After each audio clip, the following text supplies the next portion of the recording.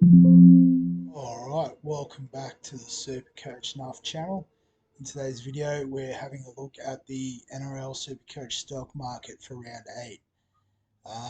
Before we get into it, just a bit of a shout out to, I guess, everyone getting involved with the channel. I was pretty shocked yesterday when I got on after work and was just sort of having a bit of a look around. I went to look for a video on YouTube actually, and it sort of came up with all these people commenting on the video.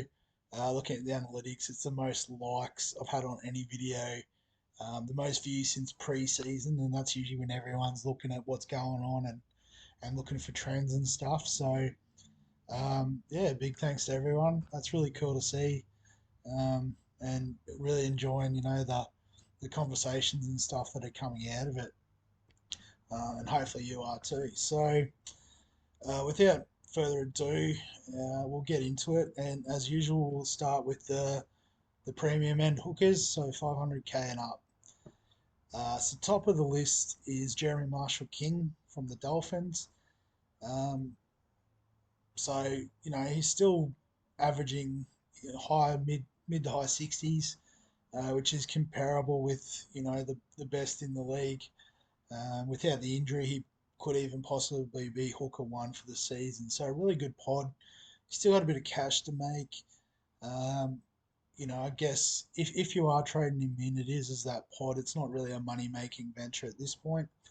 Obviously, being a Kiwi representative, he doesn't play Origin, which is a bit of a bonus as well. So if you're in the sort of Cook and Grant boat, having someone like him could actually serve you quite well over the next couple of months. Blake Brayley, excuse me, is next on the list. A bit cheaper than the other options. A nice break even, but I have got the trap symbol on him. So he did ton up last weekend. Who are they playing? I can't remember. I should have some more notes on all this stuff on the screen, perhaps. And he is playing the Bulldogs this week, and you know they're pretty undermanned at the moment. But he's not going to ton up every week. So as you can see, even with that ton, his 3 round average is 60, which suggests the other 2 games he got 80 points between the two. So I would not go near him if I was looking to trade in a premium hooker at this stage.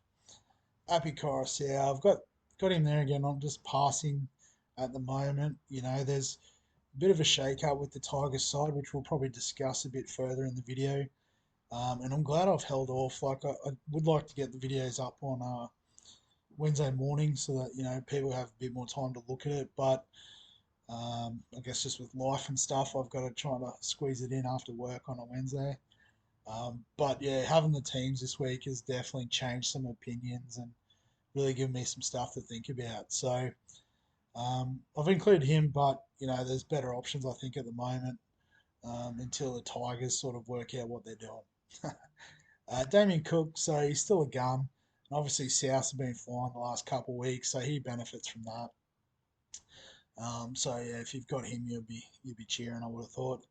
Reed Marnie, so I guess on the flip side, been a bit disappointing.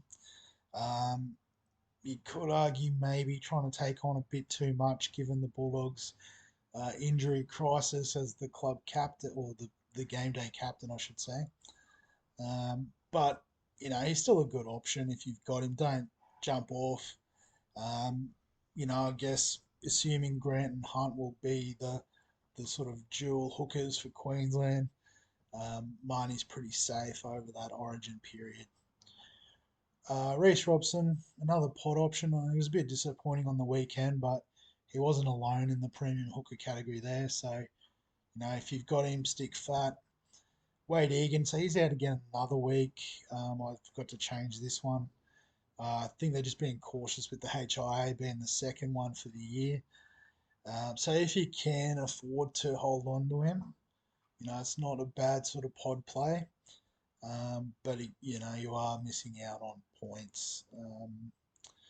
There, other players around 600k are definitely racking them up in different positions.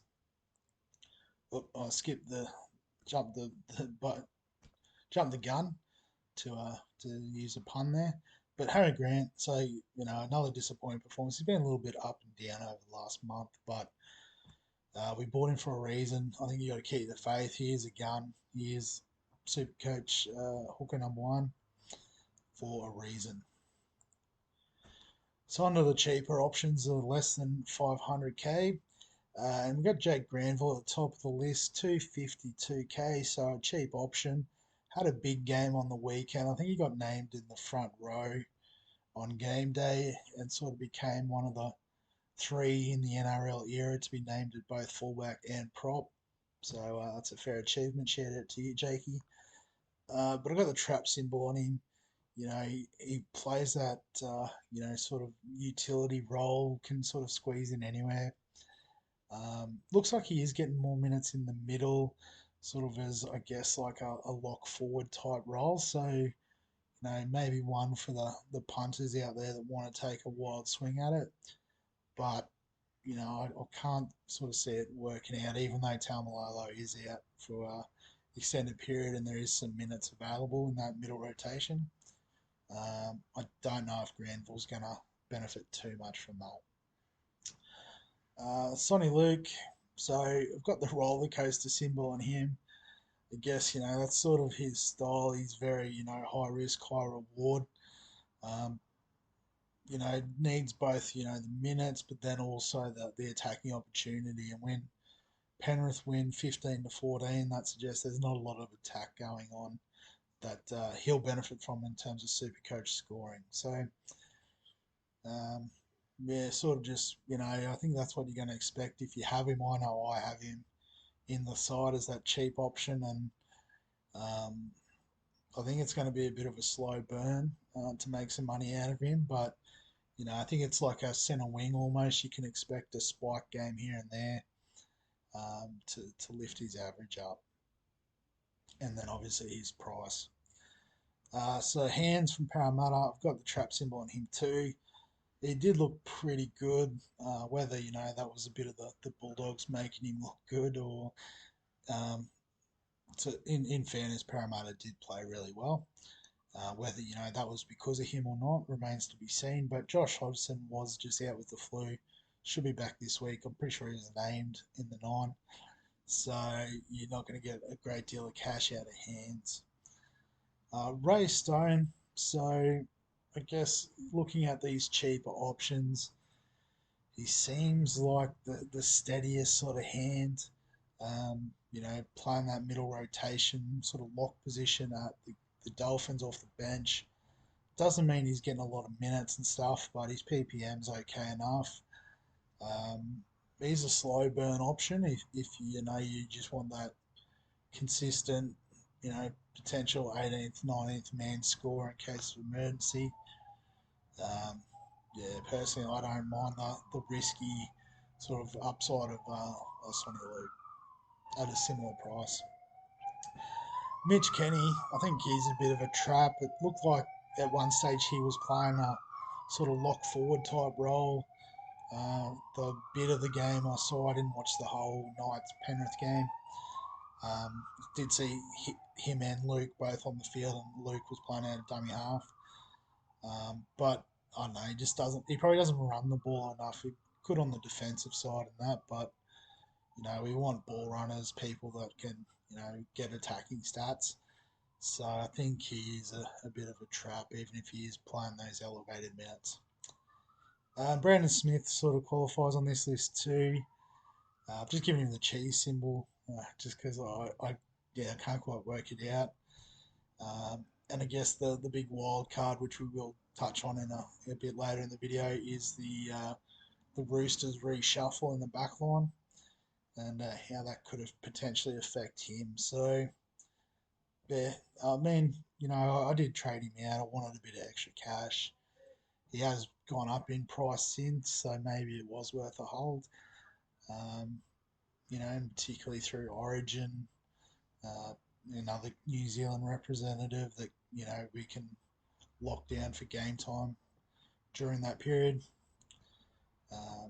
So if you got him, I reckon hold. If you haven't got him, there's no need to stress about getting him in. It's just a bit too awkwardly priced, I think. Onto the front rowers, so the premium range, 600k and up. And at the top of the list, my boy Max King. So I've anointed him the super pod. You know, you look at his numbers, he's up there with these guns in the front row position, his drill position. Um, you know, the Bulldogs haven't got a lot going on in the middle, so he's guaranteed minutes. And even then, you know, he doesn't shirk the work. He's tackling, running, can throw an offload. Um, so yeah, he's, you know, if you're looking for something a bit different in the front row, yeah, you could do a lot worse and go with Max King, I think. Joey Tarpany's on the bye this week, but you know he is up there with the guns, so he gets a mention again. Payne Haas, you know he's a gun. I think he was a bit down on what he has been over the last few weeks, but you know he's still basing at 65 plus, averaging 80, 82 over the last three. Yeah, get him in. Tohu and Tino, I'll sort of bail them in together. Very similar. Obviously, Tohu's a bit cheaper, has the extra availability through Origin. So, you know, if you had to pick one of those two, you'd obviously go for Tohu. Although at the moment, if I had to pick one at that price, I'd actually go Max King. But, you know, I've got Tohu on my side. Big Tino, you know, he's got a big break even, so you can sort of wait till after Origin, but could be a really good sort of point of difference that's scoring at that gun sort of average in the back end of the season. On to the mid-range front row forwards, and Tommy Gilbert's at the top of the list, so he's edging up towards premium front row sort of price, and you'd imagine he would be in that category next week with a break even at 25. So, you know, his numbers stack up. He's a really good pot option. So fair play to those of you that have had him from the start. I know I got a bit scared and got off him. Would have been nice to get that extra sort of bit of cash and obviously all the points to go with it. Cohen Hess, so I've still got the trap symbol on him, even though Tamalolo is out. He's playing on that edge, but Jeremiah Nanai's back, so potentially I think what might happen is Hess, you know, might get shifted in the middle for a bit or might even get spelled at some point. Um, and yeah, unless he keeps scoring tries, I don't think he's relevant. Campbell Gillard and Fanua Blake, they keep seeming to be lumped together. You know, both good scores on the weekend, both scored a try, which elevated those scores. So even though, you know, they're a bit cheaper and they've got a bit of money to make, I'd pass on both of them. They just haven't quite got the uh, the the floor that I think you want if you're paying that sort of price for a front rower. Leo Thompson, so he's peaked in price at 430k. Um, yeah, so I think you can. It's fair to you know treat him in the same sort of manner as you would a Stefano Uda Ikamanu. So I know personally I'm holding Stefano as that cover in the front row. Leo Thompson, I think, will do the same sort of job. But if you did want to cash out potentially and you know or upgrade, um, that's certainly an option on the table. And speaking of upgrades, I've got Ruben Cotter as the best buy for the week, which might seem a bit odd for a mid-range front rower, especially one that's at the upper end of that range. But he's 558k. You know, he looks like he's back to what we got from him last year. Taumalolo's out injured for 6 to 8 weeks, which means that Cotter will be wearing the 13 on his back, which is really, I guess, his position if they're being serious about naming the teams up there at the Cowboys. Um, yeah, so, you know, he probably is in that gun conversation. And if you're getting him at a 100k discount from, say, a Tino or a Joe Tarpany, you know, that's fantastic. So, again, it's one of those situations where I wish I hadn't sort of tried to go set and forget in the front row because, you know, there could have been a bit of value there with him. Speaking of value in the front row, Nelson Asafa Solomona is back for the Storm. So, you know, 550k is a similar price to Cotter. Um, the break evens are very similar. The average is actually slightly better.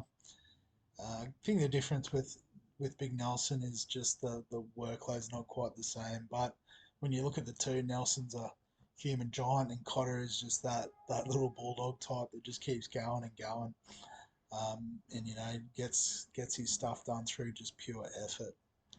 So if you're looking to maybe flip a Leo Thompson, one of those two options would be not too bad.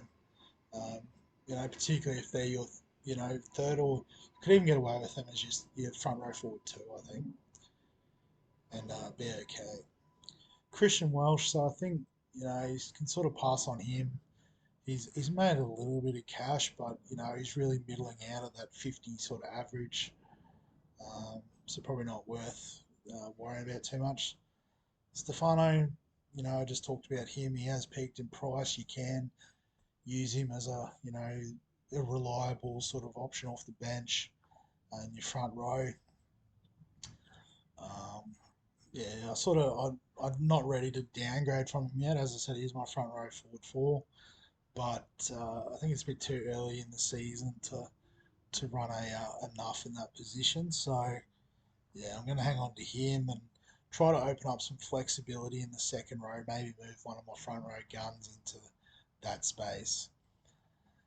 Um, One way that could happen is through Tavita Pangai Jr. So back for the Bulldogs on the weekend, looked really good. Getting the arm free with some offloads. You can wait a week and reassess because his price won't change. But I think if he comes out, and I know he's fired up to absolutely give it to Royce Hunt. So if he does fire up and have a bit of a game, could be a nice option. He is dual position. As I said, if you want to try to open up a bit more flexibility amongst your forwards, he could be a really solid option at a discount price. Lindsay Collins, so he's another one that's peaked in price. So again, depending on his position, you could potentially hold. I mean, it's only 30k or close to 40k up to Ruben Cotter. And there's a chance that they both play Origin, so you're getting the same sort of buy coverage out of them anyway. So yeah, one to consider what you want to do. And Jake Travojevic, I think we've got a pass. He just doesn't seem to have the upside now that he's wearing the front row number on his back. He's still playing the same role. I don't know again why clubs name blocks at 10 or props at 13. Um, just makes him feel good, I suppose. But yeah, I think there's probably better options than Gerbo. For example, Tavita Pangai is a 20k discount, has the same flexibility. We could go, 50, 60k up to a Gilbert or a Max King, perhaps, if you've got the cash. And so onto the cheap front row forwards. So Lindsay Smith. I'm pretty sure it's Lindsay Smith. Apologies if that's not your first name, Mr. Smith. um, Still on the bubble. Sort of dropped down to 18th man last week with Liam Martin coming in. Liam Martin got re-injured, so he's back out. Smith's back in. So yeah, if you are looking for that downgrade option, here's the one to get on this week. Tom Ailey, so he's still chugging along, 3 round average of 39. I think with front rowers in general, you are going to expect that slower burn. They don't score a lot of tries. They get a lot of attacking stats. They're there to do the work and then get off, recover, and go again. And I guess a lot of these cheaper guys are actually there to provide the breaks for those big sort of guns in the front row. Murdoch Masilla, so he went all right on the weekend. And actually, I think he was out on the weekend. That's why his numbers still look okay, but he's still a trap. He just doesn't have the upside. Um, and if we're going to go a cheap dual position player, we probably want a non-playing option. If we're being completely honest. Davey Moali, so looks like he's starting to get some minutes. So he has been upgraded to the slow burn. They're gradually just giving him more and more responsibility in that forward pack at the Rabbitohs. Um, And yeah, so I guess him or Ailey. If you don't like the look of Smith in terms of potentially having that dead rookie when Martin comes back in, that those two definitely seem like they're guaranteed games, especially Mawale. Um, yeah, so there I guess your downgrade options. Sele is a bit expensive, so I think you got to pass, even though dual position is nice. Matt Croker, he's peaked in price, so I'd probably cut him, given that there's not a lot of meat on the bone there in terms of points. On to the second rowers. Tyson Frizzell is at the top of the list with a break even of 39. So he is a pot option. So I have tried to be a bit more what's the word, discriminating with who I give gun status to, but I'll be honest, I couldn't sort of shake it down from the top five. So there is a few guns here, but they're all well justified, I believe. First one being Ryan Madison. So he's looked really good since he's come back. 3 round average of 77.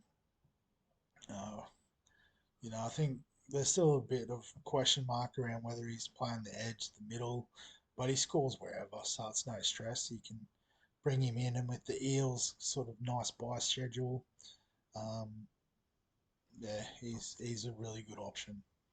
Dave Fafita's a gun. He's just punching out scores for fun. His price is maxed out, so if you haven't got him, as a one you have to let go until he does potentially have an off game. I mean, if you've got the money, you bring a gun in at any time, but as you can see, there's probably some other options that are a bit cheaper that you'd probably want to jump to first. Um, one of which is a bit cheaper, Angus Crichton. So um, normally there's not much point naming people that are back for or playing their first game for the season that don't really have an average to go off or anything. But I think Angus Crichton deserves a mention just because he is a gun of the past. Um, again, the Roosters have shuffled the deck a bit.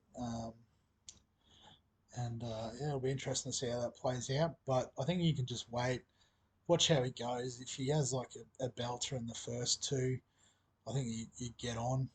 Um, yeah, I don't know if he'll have quite played enough to be considered for Origin this year, but then again, you never know. John Bateman, here's a point of difference. Um, you know, he'd probably be number 6 on this list if I had 6 guns listed. Um, but we're trying to restrict and refine, so we're down to 5. Um, yeah, not a bad shout if you've got him. Isaiah Yo, he is a gun. Um, he's a bit down on price and stuff, so I can see if you wouldn't want to get on straight away. But if you've got him, hold him. We know what he's capable of. You bought him for a reason. Cam Murray, gun. And, we've been talking a bit in the first few weeks around South's fixtures, and they had that really tough start. After this week against the Penrith, it's when the swing really starts. So, not a bad week to get on. His price isn't going to change too much, but it could be that uptick in the near future. Olaquatu, pot option. He has that attacking upside. Probably just doesn't have the base to be considered an out and out gun. Isaiah Papali'i, I've got the weight symbol on him, and it's more just because his price is still coming down. So not too many would have started him at the start of the season, not playing, out injured, and also his massive price tag, and going to the Tigers. So just hold fire. He'll probably dip down to 650 ish k, and then that's the time to get on in around Origin. I think could be an absolute steal. Speaking of Origin sort of cover options, Britain Nakora. So probably not, I guess, the noted one out of the list that I've got the gun symbol on. But if you just look at his numbers, they stack up against the rest of the guns favourably. I guess the biggest criticism is his price.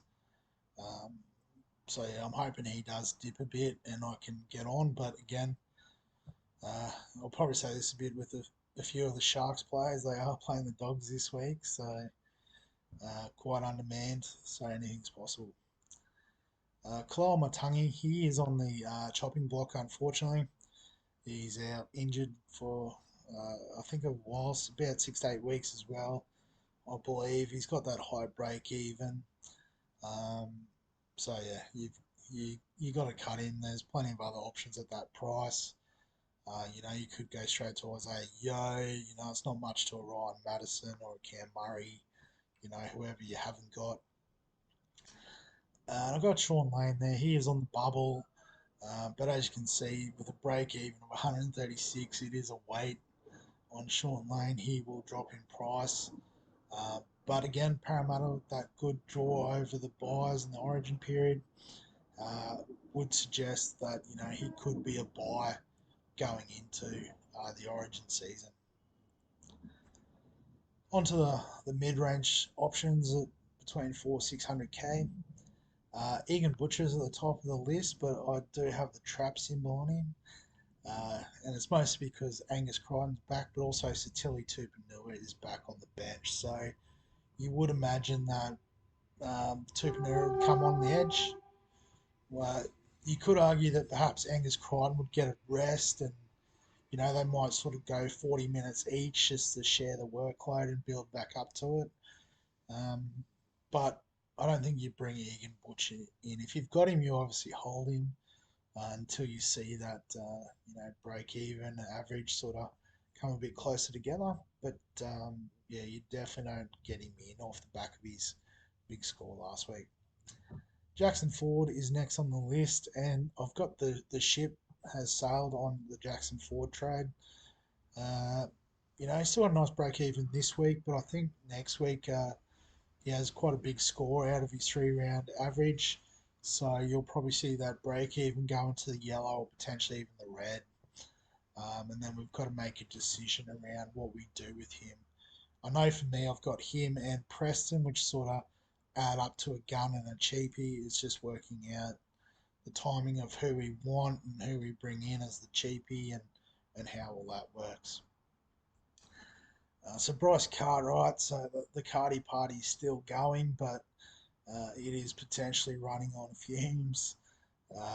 Pretty sure he was named to start on the edge this week, but last week it was a reshuffle and he was starting from the bench. I think if that happens again, you do have to get off because you'll start losing the money that he's made. And well done if you did get on him from the start.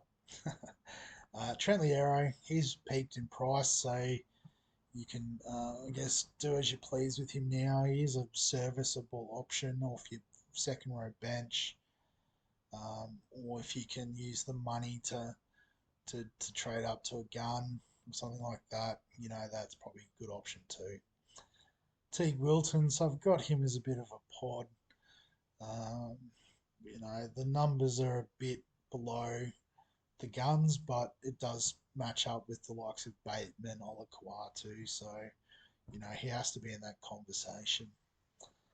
Jermaine Hopgood, so he's peaked in price, and I think he was named on the bench, but then started at lock, as how it went last week, and they've structured up like that again with the team name this week. So if he is playing that 13 role and getting quite good minutes, he could be a hold.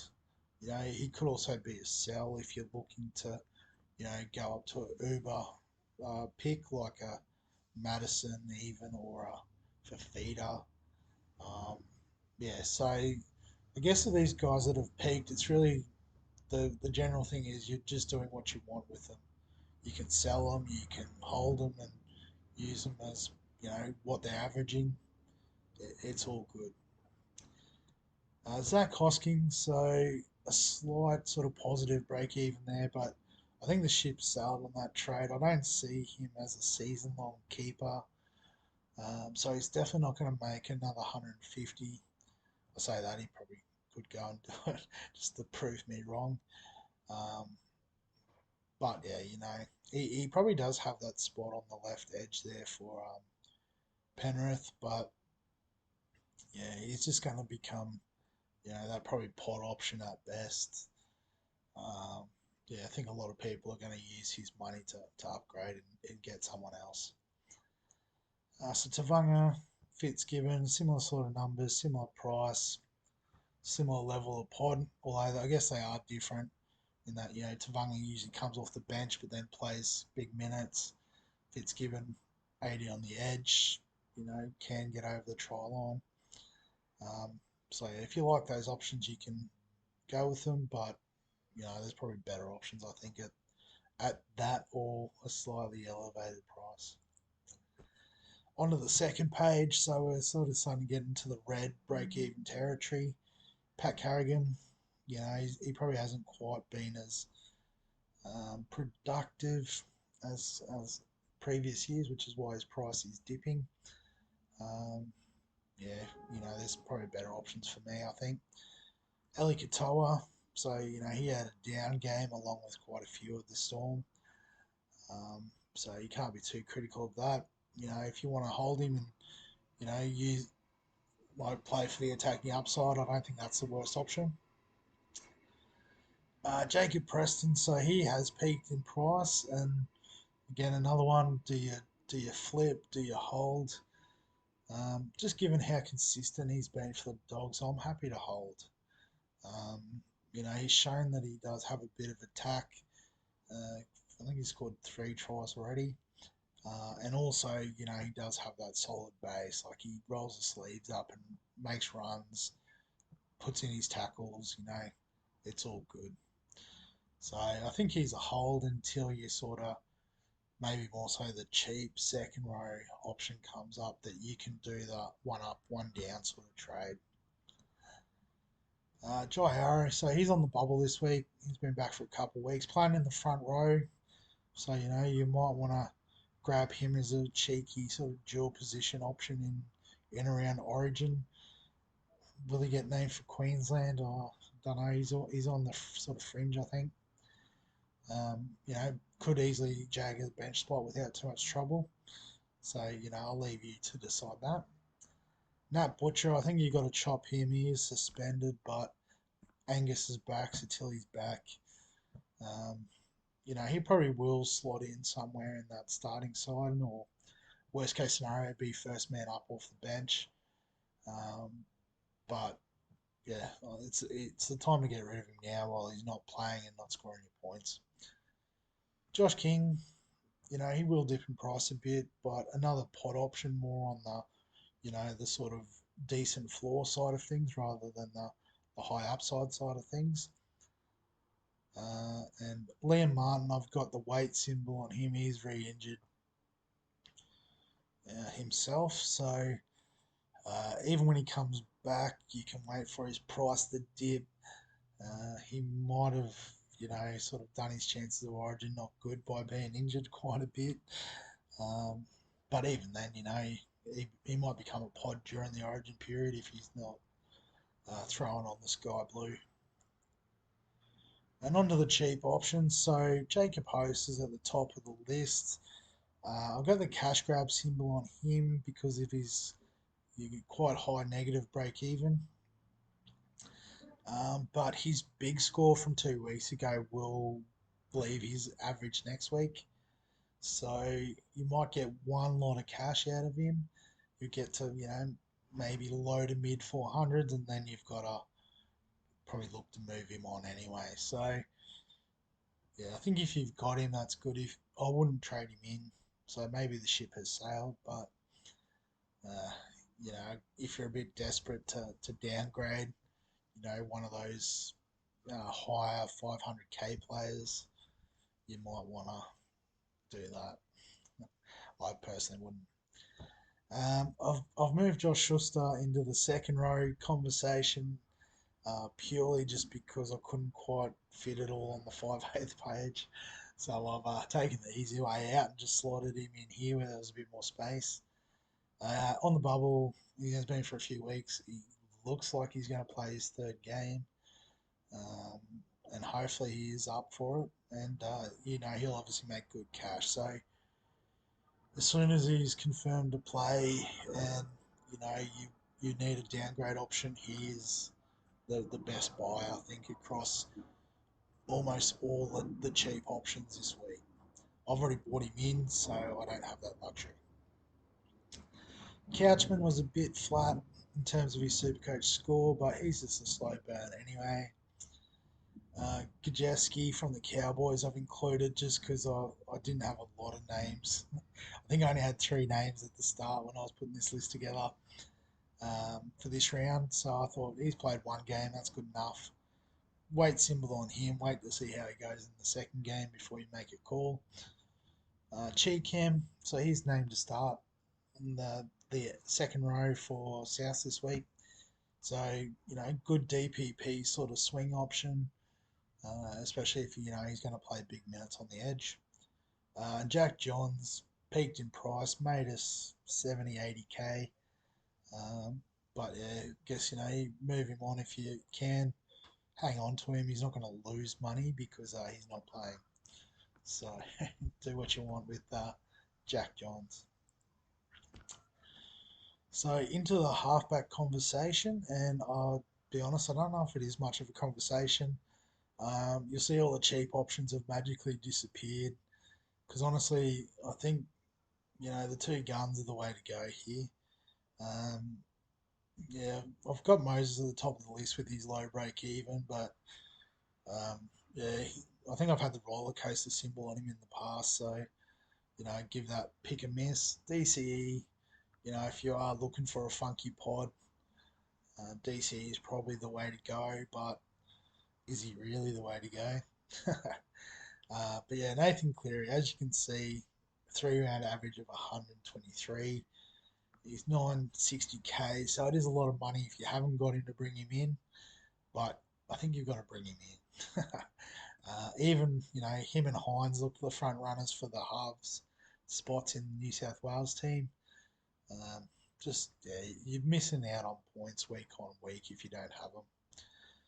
Adam Reynolds, nice break even compared to his average, but he's a trap. We've talked about that.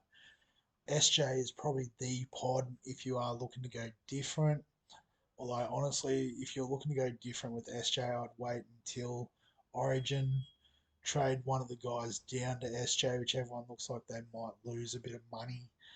And then obviously, flip them and get them back after the Origin break. Ben Hunt, so I might have gone a bit early on the talk of him as a pod. He is a trap. And he showed us why on the weekend. So him and Reynolds, I think, will lock those symbols in for them. Nico Hines is the other gun. Don't think we need to say too much. The numbers speak for itself. 111 break even, yet it's still in the green. That's unreal. And Jerome Hughes, if you've got him, you've got to cut him. His average isn't there yet. He does have those games or even those runs of games where he goes well, but he's had a interrupted season. There's better options at the price at the moment, and he's leaking cash, so get rid of Jerome Hughes if you've got him. On to the 5/8 conversation, and so Cody Walker, he has earned himself the gun symbol. The last couple of weeks have been massive, and we keep harping on about this fixture swing for South that's coming, and in the form he's in, he could go absolutely off. So pretty rare that I take the gun symbol off someone and give it to someone else. But Cody Walker, you've earned it, so thanks to you. Phoenix Crossland, I've got as a cash cow option, so playing big minutes at hooker. He is 5/8 and halfback named, which is why he's in this conversation as a 5/8. So I mean, if you've got Josh Schuster in your second row, could be a sneaky sort of pot option at your second 5/8, make some cash, and plays round 13 as well, which is going to be pretty handy. Brandon Wakeham, so I've got the security symbol there, as in job security. With Adam Dewey out, he's got the 6 jumper. However, I was going to backflip on that and just forgot to change the symbol. Because even though, he is named at 5'8", he does kick goals. The way the Tigers have set up their team is a bit confusing. They've got Dane Laurie and Tommy Talau on the bench. Um, and and then I thought, well, that's not going to affect Wakeham. They haven't got like a halves replacement, but apparently I've seen a couple of reports since that suggest that Dane Laurie is actually a half who's been playing at fullback because they couldn't fit him in the halves. So perhaps there will be a bit of job sharing there with, Laurie and Wakeham. So probably not the best option to get on. Probably, doesn't have the upside either. It's all well and good to say he's a cheap 5'8" that kicks goals, but Tigers need to score tries for him to kick goals. Isaiah Katoa, so the slow burn continues. As I said, if you've got the trade and the luxury to flip him to Crossland, I'd probably go it, to be honest. Just, the cash is going to come a bit quicker.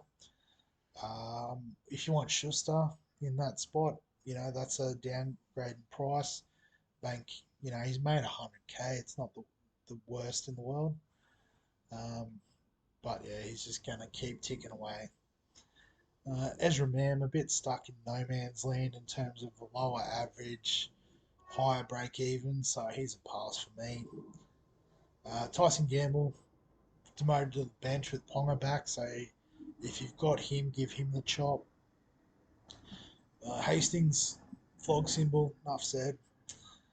Dylan Brown, so he's gone back from a gun to a pod option just because I can see a lot of people getting on Cody Walker, um, which, I'm hoping works out well for me. I'm sticking fat with Dylan Brown. I don't think I can justify bringing in Cody. I can't find 450K at the moment, so to upgrade Katoa to him. So, he wasn't really too involved in the attack on the weekend and got 60. So, man, that's fine. We'll take that. And especially with his additional Origin buy coverage. Tom Dearden, he had a bit of a flat game, so I think, he's one we'll let go. We are really starting to hone in on possible keeper type options or cash type options. He doesn't really fit the criteria of either. Matt Burton, I've got him as a pod option, obviously completely hamstrung by the Bulldogs injury crisis. Uh, but named at 7 this week, which is interesting. I know talking to a mate of mine, he's really hoping that Oluwapu gets a run. Funnily enough, he wasn't named in the New South Wales Cup team. Don't know if that's because of injury or if they're just keeping him up the sleeve for Saturday. Yeah, I honestly think if they're going to do something funny with the team, it'll be Josh Reynolds. Let's be honest, he's been sitting on the bench and is itching for a crack. Kalen Ponga is back, which is great to see on the bubble, so his price won't change or hasn't changed yet. It will this week. And as you can see from his break even, it's probably just a hold, sit back and assess. Um, in saying that, it's not the worst shout. If you do want to go super pod in your 5'8" position, I don't know if it's justifiable to get him in the fullback, but given, if Munster and Cody are a long way away, um, yeah, you could do a lot worse and bring him in at 530K. But you can afford to sit back for a week and assess and go again next week. And Cam Munster, he's a gun, so sort of had to move to fullback because of the injury to Nick Meaney or the concussion issues with Nick Meaney. But yeah, he's back in 5'8" this week, and Melbourne got the Warriors, so not the easiest game, not as easy as it would have been in the past, but Anzac Day game, big game. That's usually when Munster stands up. So onto the centre wing options at 600K and above. And at the top of the list, we've got Will Penasini from the Eels. So probably someone I haven't really considered before this week, but You look at his 3 round average, his season average, his price and break even. Again, the Eels buy coverage. It all sort of stacks up as being a nice little pot option if you're looking for a discount sort of keeper type option, uh, particularly for through the Origin period. Um, yeah, so you could do a lot worse and get him in. Campbell Graham, so he just scores tries for fun at the moment, and again, South fixture swing. Um, so it's a bit tough to get him at that price and that break even. And surely he's in the conversation for Origin. He might not play right centre, but he could play wing. Um, he is flexible enough to do that. Has played for Australia, which suggests he can't be too far off. So yeah, he's a gun just based on numbers alone.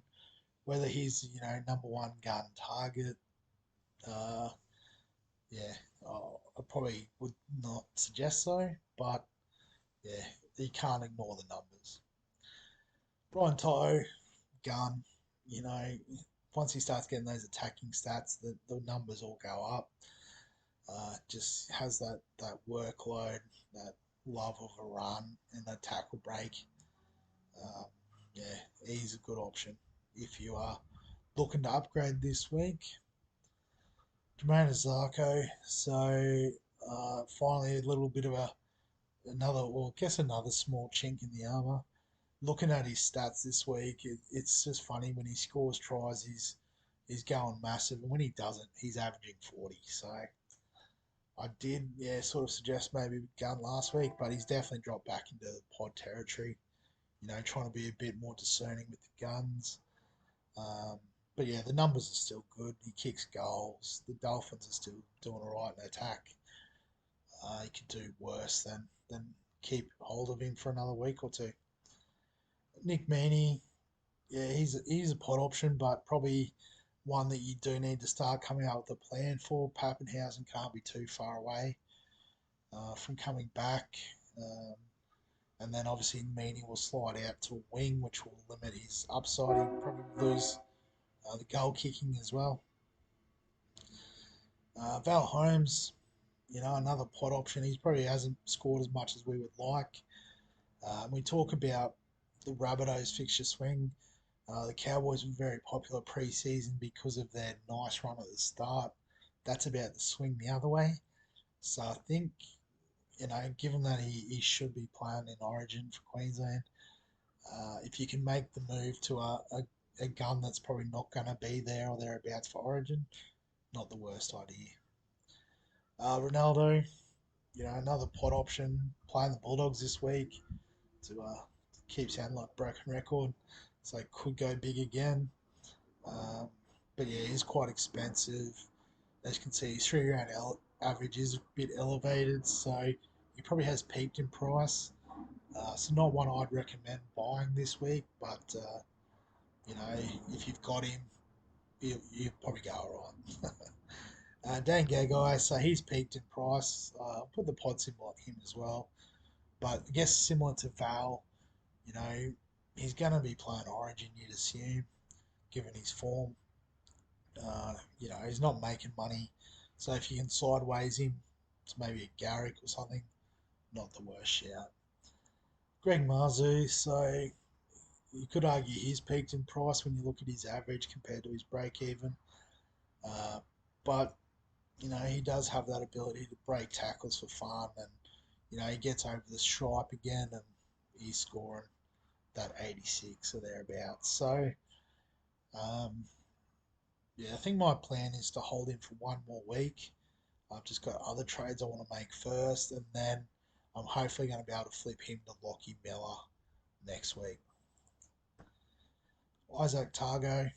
So I've got him as peaked in price. So this is one where if you have him as a keeper, great. Um, but if you just got on him for the cash, now's the time to get off.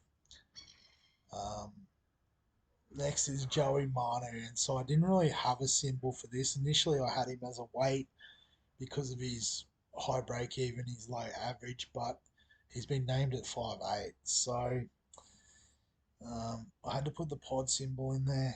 You know, it's probably a move I'm seriously considering this week. If I don't actually do it, I'd be surprised.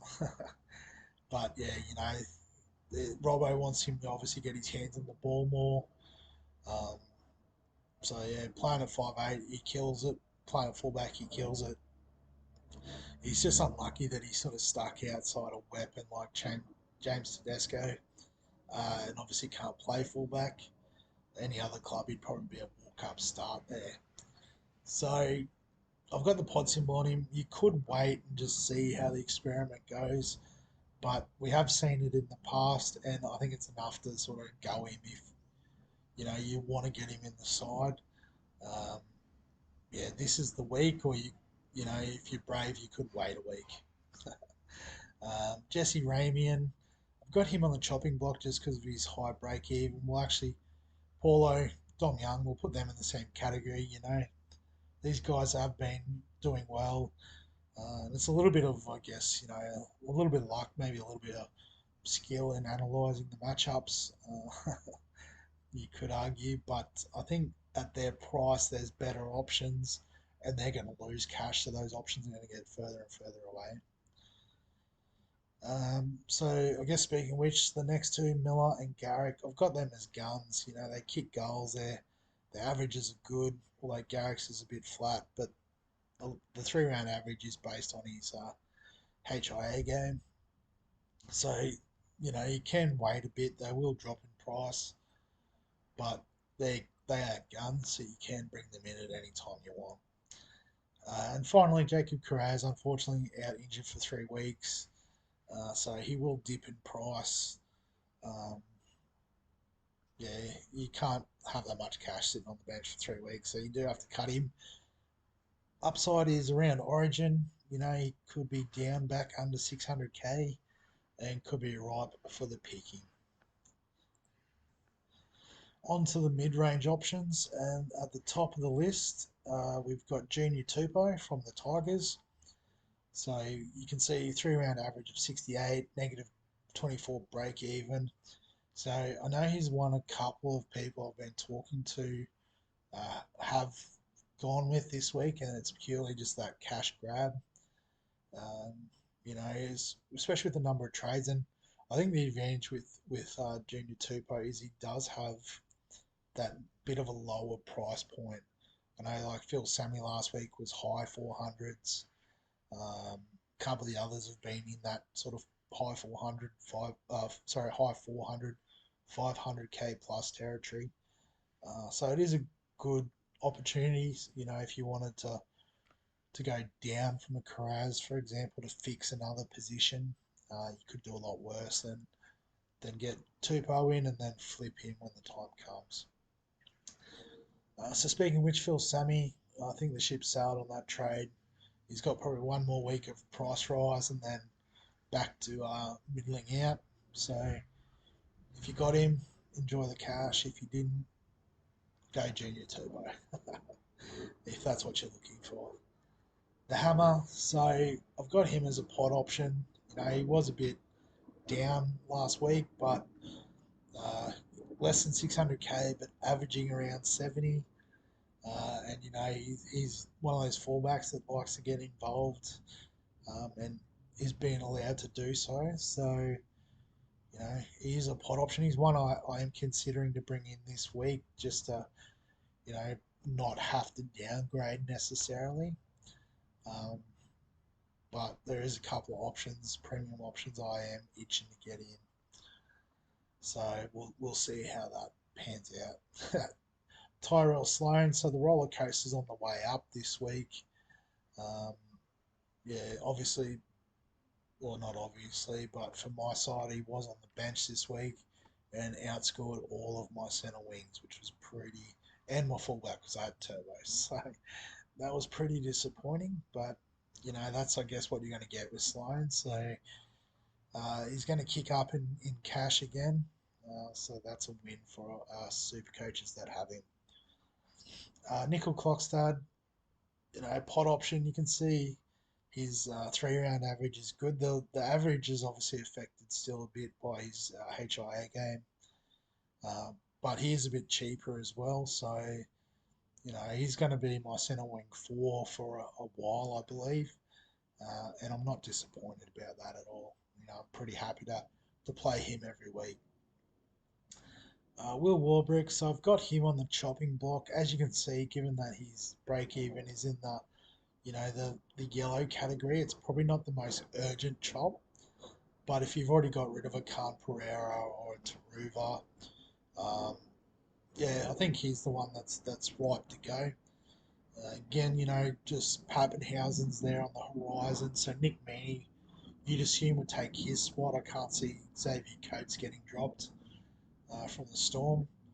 Um, yeah, and I can't see Nick Meaney playing in the centres before Remus Smith or Justin Olam. So I think Warbrick is the odd man out there. But he's made his 200k. He's done his job.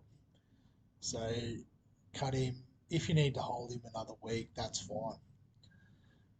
Jack Bird. So he's one that sort of flew under the radar a little bit. And I forgot who made the comment. So I'll give you a mention, whoever you are. But yeah, he was training in Jack Byrne. I actually thought about it. I was like, I'd forgotten about him. He probably is that premium option if you're looking for a second row centre wing swing. I know I've been big on Lemuelu for the last few weeks, but when you look at Jack Bird's numbers, that's probably where it's at. So if you do want, that sort of swing man that's, probably about second row four at this stage, centre wing four or five potentially. I think Jack Bird is the man. Um, but if you're in that position to get him, I think you're probably doing better than me. I'm not quite there yet. Lemuelu, so, uh, we were wondering what it would happen when Kafusi came back. And what happened is Kenny Bromwich got suspended for a week. So, named on the edge again. Just hang tight, see how it goes. Um, if you need a discount option to do that centre wing second row swing, he could be a good option. And then the last three there, Taruva, Khan Pereira, Hayes Perham, if you've still got him. I think he was in about 10% of sides. I was almost not going to put him on this list. But 10% of sides have got him. I think they've got to be cut. They've peaked in price. Perham is actually leaking a bit of cash. I think 30k this week.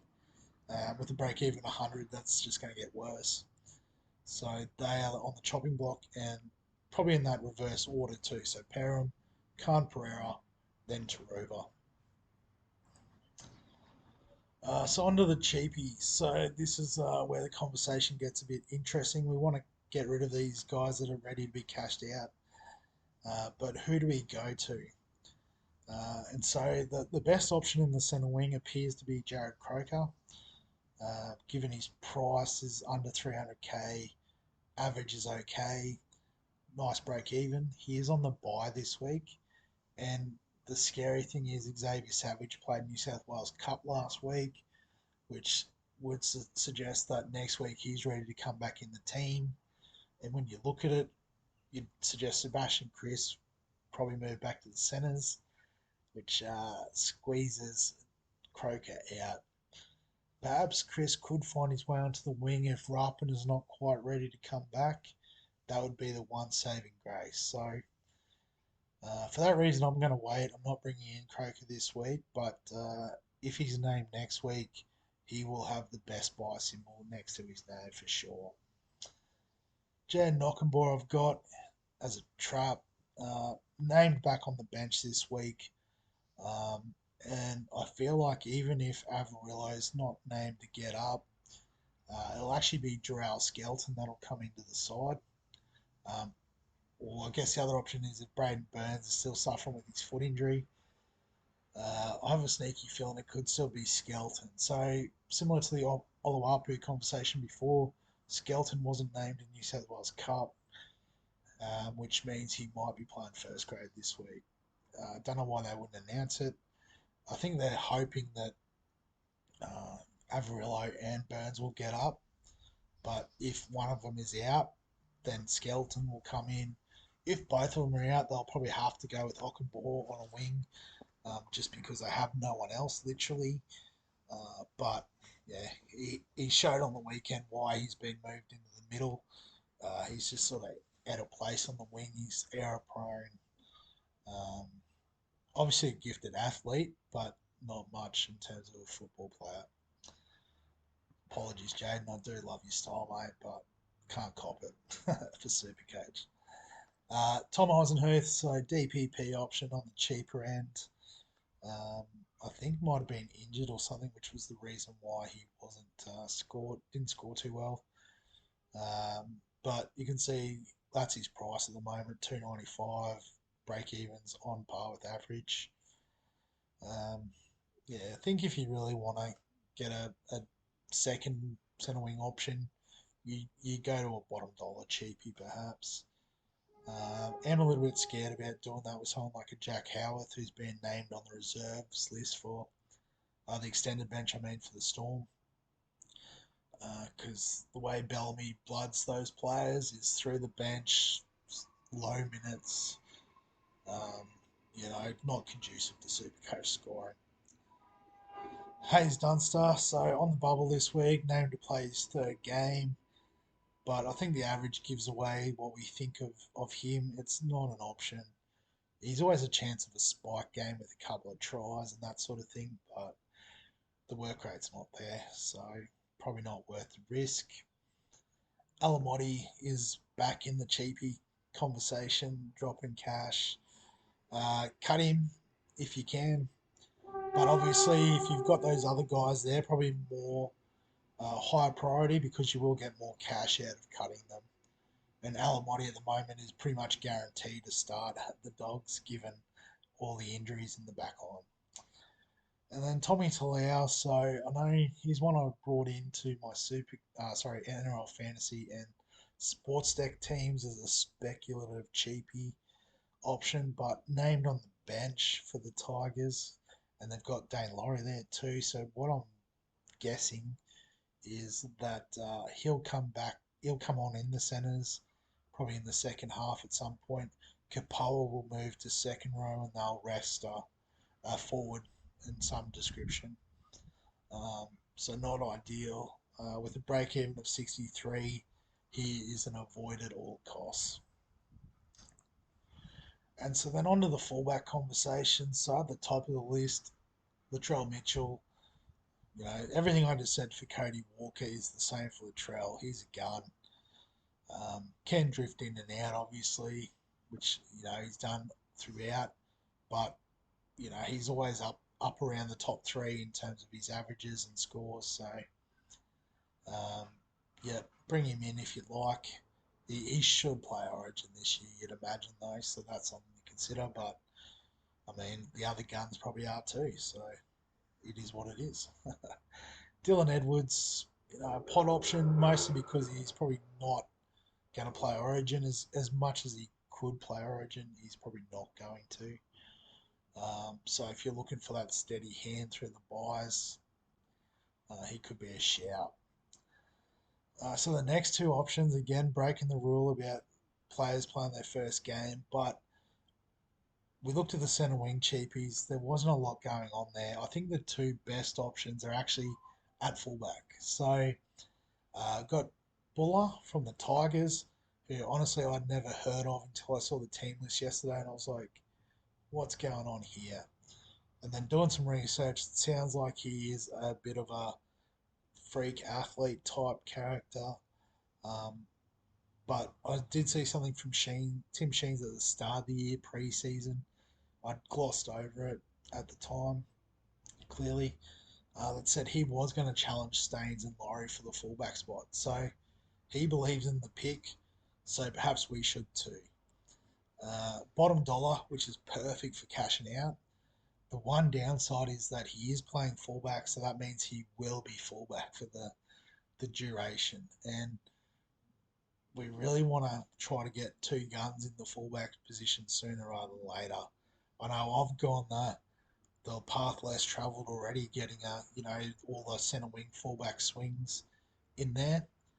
But that means I haven't had Reece Walsh or I haven't had Latrell Mitchell, and it is costing me big points. So yeah, I mean, if you're looking for a cash out option and you're willing to, sacrifice fullback too, I guess my argument for it is Latrell, Walsh, Teddy, Turbo, probably all playing Origin. So you're gonna have to find someone that'll fill that gap. And hey, if you can get someone at 200k that's going to do a decent job at it, why not? So he's the first option. The second option, which I'm also, probably my second option, I haven't quite decided what my number one option is there, is Declan Casey from the Bulldogs. So he is playing this week on the wing. He is a bit more expensive, but then the advantage is in a few weeks he should get dual position status with centre wing, so then you can flip him up there.